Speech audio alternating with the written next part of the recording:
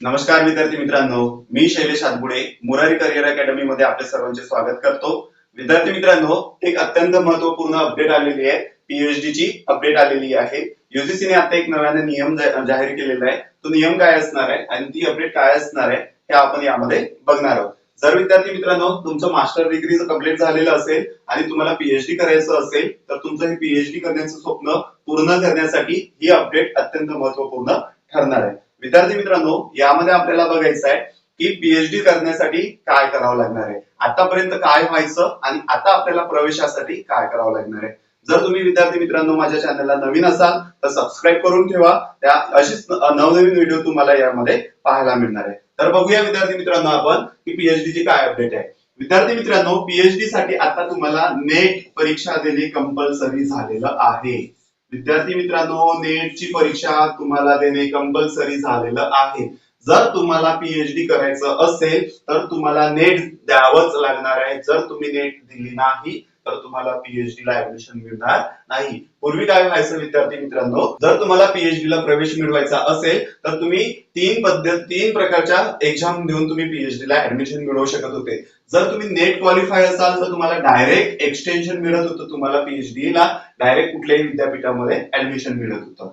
जर तुमचं set pass झालेलं असेल तरी पण तुम्हाला ज्या राज्याची सेट परीक्षा पास झालेली आहे, प्राध्यापक पात्रता परीक्षा, तुम्ही त्या राज्यामध्ये एक्सटेन्शन मिळवून तुम्ही कुठल्याही विद्यापीठामध्ये तुम्ही सेटच्या आधारावर प्रवेश मिळवू शकत होते। आणि तिसरी जी एक्झाम होती पेट एक्झाम, तुम्ही पेट एक्झाम देऊन सुद्धा ज्या विद्यापीठामध्ये तुम्हाला पीएचडी करायची आहे त्या विद्यापीठाची तुम्हाला पेट एक्झाम द्यायची होती आणि तुम्ही पीएचडी ला त्या विद्यापीठामध्ये ऍडमिशन करायचं होतं। आतापर्यंत या दोनच्या आधारावर पीएचडी ला ऍडमिशन मिळत होतं आणि ही एक तिसरी एक्झाम होती आपली नीटची, या आधारावर तुम्हाला डायरेक्ट पीएचडी ला ऍडमिशन मिळत होतं। परंतु यूजीसीने 2024 मध्ये एक नियम आणलेला आहे।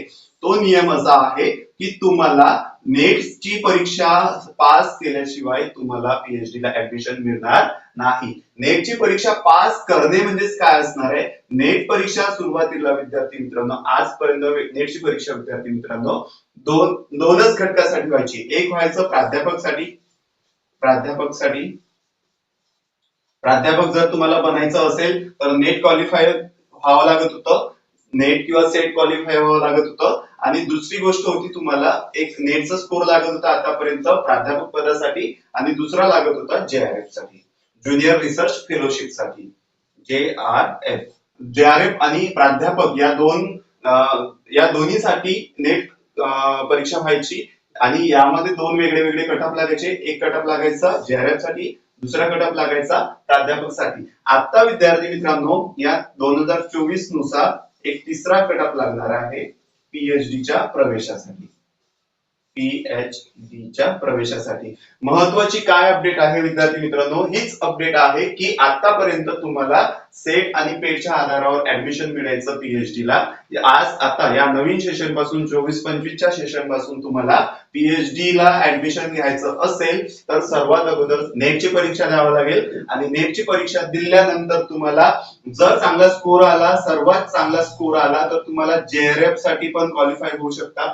एकाच पेपरच्या आधारावर तुम्हाला या 3 ला फायदा होणार आहे। तुम्ही नेट मध्ये किती स्कोर घेता त्या स्कोरच्या आधारावर तुम्हाला हे 3 फायदे होणार आहे। जर तुमचा खूपच चांगला स्कोर आला तर तुम्हाला जेआरएफ जर मिळालं तर तुम्हाला पीएचडी मोफत मध्ये गव्हर्नमेंट करून देणार आहे, म्हणजेच तुम्हाला ज्युनियर रिसर्च फेलोशिप मिळणार आहे आणि ती 40,000 अबव फेलोशिप असते दर महिन्याला। तर ती फेलोशिप मिळाली तर तुमचं पीएचडी हे चांगल्या विद्यापीठामध्ये आणि मोफत मध्ये तुमचं होणार आहे। त्यानंतरचा स्कोर लागत होता विद्यार्थी मित्रांनो, हा स्कोर जास्त लागायचा, कट ऑफ ज्याचं जास्त असते त्यानंतरच कट ऑफ लागत असते प्राध्यापक पदासाठी। जर तुम्हाला कुठल्याही महाविद्यालयामध्ये प्राध्यापक बनायचं असेल तर विद्यार्थी मित्रांनो तुम्हाला प्राध्यापक पदासाठी तुम्हाला नेट सेट ह्या 2 पात्रता परीक्षा द्यावा लागत असते। तर याचा दुसऱ्या नंबरचा स्कोर लागायचा प्राध्यापक पदासाठी, हा जेआरएफ पेक्षा थोडासा कमी असते। जर तुम्ही जेआरएफ मिळवलं असेल तर तुम्ही त्यामध्ये प्राध्यापक पण पास झालेच असणार, कारण याचा कट ऑफ मध्येच तुम्ही याचा कट ऑफ आलेला असणार आहे। तर तुम्हाला आता दुसरा जर तुमचा यासाठी एक वेगळा कट ऑफ लागला त्यामध्ये तुम्ही नाही बसले तर याचा जो एक कट ऑफ लागत असते 55 अबव, जवळपास याच्या मागे पुढे 2-4% किंवा अबव, तर या कट ऑफ मध्ये जर बसले, समजा याचा 65 अबव कट ऑफ लागला असेल, याच्यावर मार्क घेणारे विद्यार्थी जर JRF मिळवत असतील किंवा JRF मिळत असेल आणि तुम्ही या कट ऑफ मध्ये नाही बसले, जर तुमचा 56 हा स्कोर आलेला असेल, 56% जर कट ऑफ प्राध्यापक पदाचा 55 पर्यंत आलेला असेल, तर तुम्ही इथे प्राध्यापक फक्त पदासाठी क्वालिफाय झालेले असणार नेटची परीक्षा. आता विद्यार्थी मित्रांनो 2024 ची ही महत्वाची अपडेट आलेली आहे, ती म्हणजे आता या वर्षीपासून तिसरा पण एक स्कोर लागणार आहे पीएचडी साठी. आणि या पीएचडी साठी काय असणार आहे,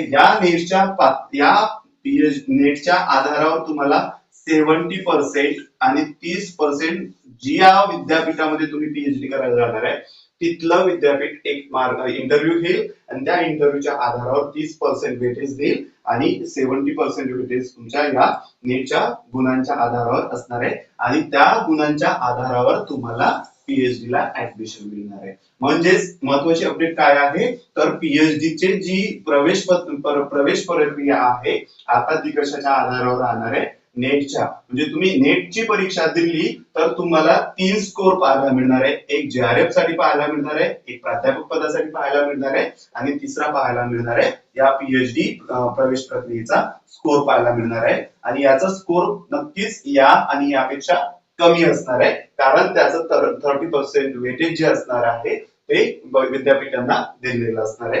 हीच एक महत्वाची अपडेट होती विद्यार्थी मित्रांनो. पीएचडी झाली तर तुमच्या नावासमोर डॉक्टरही लागेल आणि तुम्ही ज्या विषयामध्ये तुम्हाला आवड आहे त्या विषयामध्ये नवीन ज्ञानाचा तुम्ही संशोधन करून तुम्ही नक्कीच ज्ञानामध्ये भर घालणारा अशा पद्धतीने विद्यार्थी मित्रांनो 2024 मध्ये नव्याने ही अपडेट आलेली होती, ही आपल्यापर्यंत पोहोचली असेल. अशीच नवनवीन अपडेट पाहण्यासाठी तुम्ही माझ्या चॅनलला आतापर्यंत सबस्क्राईब नसेल केलं, तुम्ही सबस्क्राईब करून ठेवा. तुम्हाला या युट्यूब चॅनलवर अनेक अशी व्हिडिओ पाहायला मिळणार आहे. जय हिंद, जय महाराष्ट्र.